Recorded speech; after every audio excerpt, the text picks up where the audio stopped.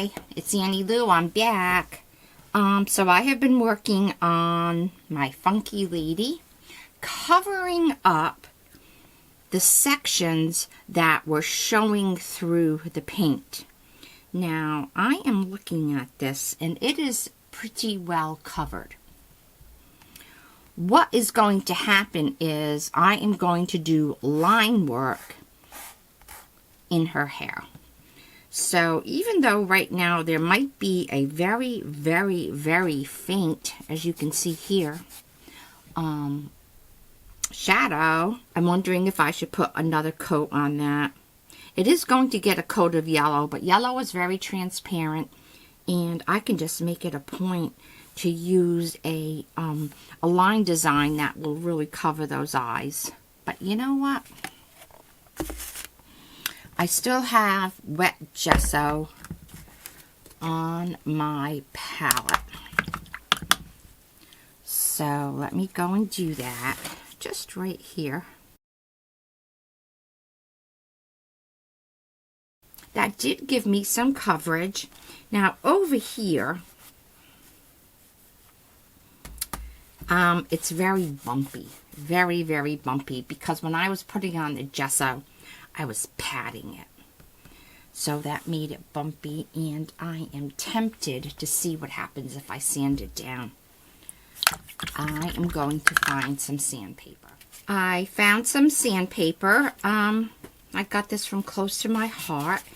It's a sanding block, and it has different grades of sandpaper on each side. I'm going to use the fine grit. What I really want to do is just smooth that out.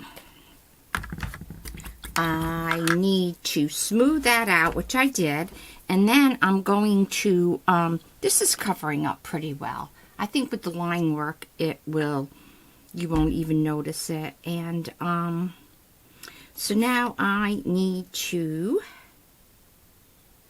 fill in all of these. And after I do that, I will be back.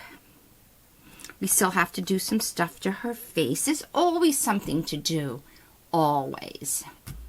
I have all of her hair painted in.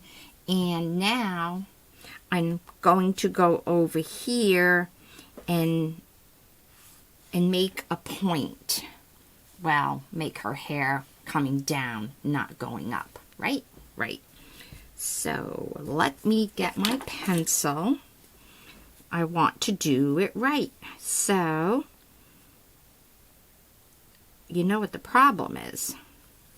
I'm going to have to bring this to a point right here. There, Annie. There I go. So, before I had the point going up there, and that was just like straight, so it looked like the point was going up, but now the point is going down. I hope you get that point, and that it is not pointless. I'm going to paint that in with yellow, and after this is completely dry, I will be back, and I shall start my line work in all of her hair.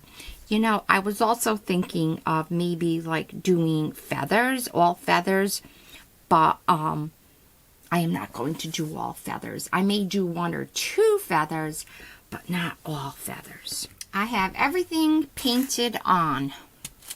The next step is the line work. You might know it as Zentangle, but I am not a Zentangle teacher, so I cannot use the term Zentangle. I know a couple of people that are Zentangle teachers,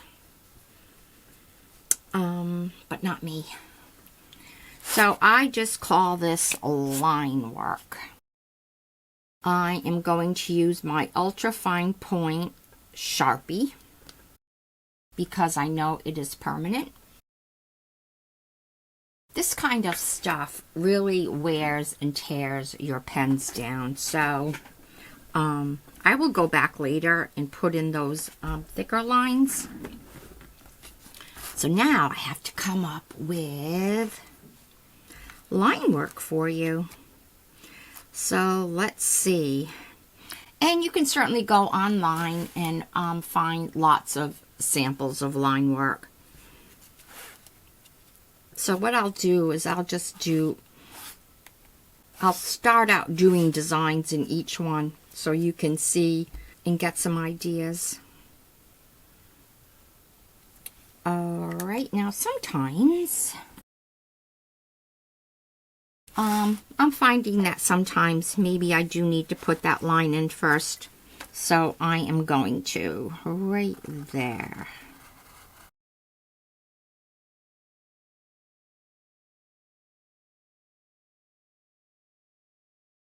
So I'm sure you can see that they're nice and bright and dark.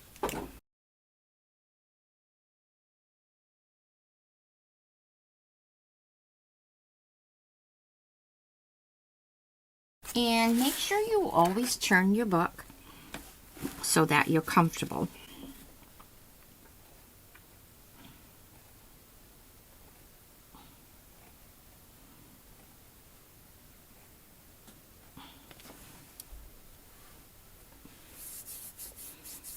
So there is one design.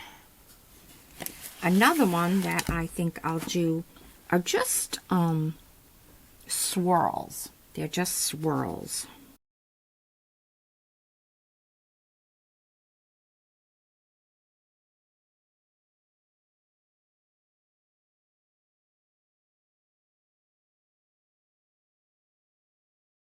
And when a swirl goes into another of the swirls, I just go over it and make believe it's coming out from behind. So those are the swirls. Next thing, let's see.